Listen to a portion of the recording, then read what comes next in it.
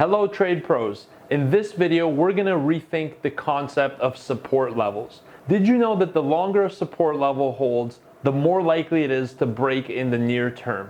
Let's jump in and I'm gonna explain this concept to you and how you could apply this to your trading strategy. Enjoy the video.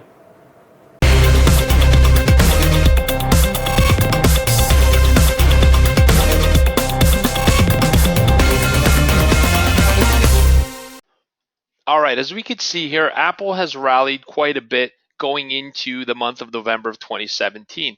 On this first pullback, the question was, would this be a good support? So the first starting ground you want to begin with is ask yourself, is the level you're looking at even support? And what is the likelihood that it does become support if it's not? At the moment, just based on raw price action analysis, you could see that the previous high was around 165 even on Apple, and that was in September. So usually on a retest or on a pullback of prices, a previous high acts as strong support on the way down. Another way you can verify if this is support is to find some confluence that confirms that analysis. Confluence is simply another indicator, another analysis tool, or another idea that lines up with your idea on whether or not that's a good support. As we have a look at the Fibonacci, it suggests that the 38.2% retracements at 165.95, therefore 166 to 168 should be a solid support for this trend. Well, here's where we get started with the real point of the video, is that a support level supports prices. A support acts as a demand level. You could expect to see buyers showing up at this level to hold support. Now, one of the common misconceptions about trading, especially from newer traders, is that the more times a level is tested as support, the stronger that support level becomes, which is in fact incorrect. What you want to look at is the first 2 to 3 tests of a support level are great to take a chance off of a trade. And why is it good? Because it still feels risky. On the first pullback, what happens? You got to ask yourself, every single time you're considering a trade, you want to ask yourself, why is this happening? On the first pullback of Apple, you could see shares sold off down to 168, and a few buyers jumped in and pushed prices back up. We couldn't get a new high, so on the second push lower, what happened was it touched 168 and found support once again.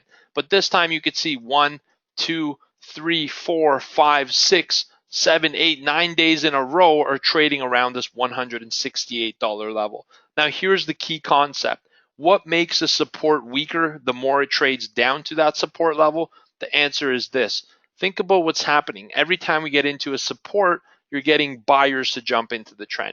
So in here, you're seeing demand levels where money is being put into the market, and that money becomes a long position in Apple. So there are new traders, new investors jumping into this position. Now let's flip this concept on its head, and you're going to see why support level becomes weaker the longer that it's held. What you're ending up doing here is accumulating more and more and more buyers. And for the time being, it's working. The first dip that was buyable, the buyers made some money. The second dip, they had to live through a little bit of bounce back and forth, but it was also buyable.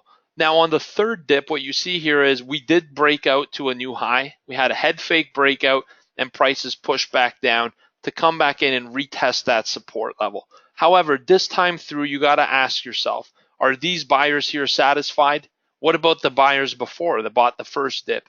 What they're thinking about is saying, geez, I'm thinking about getting out of this trade and locking some profit, or this support might not hold, or I've already got paid. I had a chance to get paid once, twice, now a third time, I'm going to take some profit. So the longer that we actually sit at this support level like this, what you're seeing is an accumulation of buyers. It's an accumulation of buyers who aren't getting paid and who have had the chance to be paid numerous times. So when we actually break through the support, the reason there's stop losses below is because everybody that bought here, here, here, here, and anywhere near this support level is all placing their stop losses below that support. And the longer we sit at a support level, the more buy-side traders that we accumulate, which means the more stop losses that are waiting below. As you start to accumulate stop losses, this concept is called liquidity. What is liquidity? It's the addition of orders into the market. So an increase of liquidity dictates that the market will travel to and through liquidity, and never forget that concept. So in this example, to wrap it up, when you're looking at a support level that's traded 1 to 2, 3, 4, 5 times even, it's a good support. The longer it holds without a continuation to the upside or a continuation of the direction of the trend, the more likely it is for that support to actually fail. So they shake out some of these buyers and reset the trade and then have the opportunity to bounce back up. So these previous supports, when they get broken, stop losses will be run, and it's more than likely that once the long traders from here are shaken out of their positions, there are no more sellers. So now what happens? Now you have buyers below and the price gets pushed back up. So one thing you have to remember is an accumulation of long traders over a long period of time becomes a much riskier trade and a much higher likelihood for a downside move. When can you buy support? The second test, rather. Third test of a support level makes a decent entry. First, second, third. But you really need to know 4 or more. It starts to get harder for you to be profitable, and it starts to feel less risky to the amateur trader. It feels less risky because they're able to spot it. They could say, hey, it's done this so many times. The 5th, 6th, 7th, 8th, 9th time, it's got to go again, right? And the answer is wrong.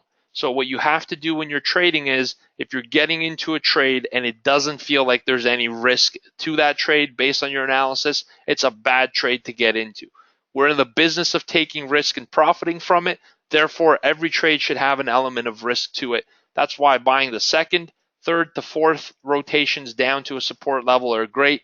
The longer a support holds, the less likely it is to work in your favor. Look out and get out of the way. If you're long on a second and third dip and you can't break the top, look to get paid. Always look to exit trades near the top of a range if it fails. And that's how you trade using support. And this is how you flip the concept on its head, that the longer a support level holds, the stronger of a level it is. That's incorrect. Finishing statement here I want to get through to you is, the longer that a price remains at a support level, the weaker that support level becomes, and the more likely we are that we're going through it. All right, trade pros, I hope you've enjoyed this video. Please comment, like, share, and subscribe. We got a lot of awesome content coming your way. That's it for today. I want to wish you the best of luck in your trades. And remember, manage your risk and trade like a trade pro. Take care and have a great day. Goodbye.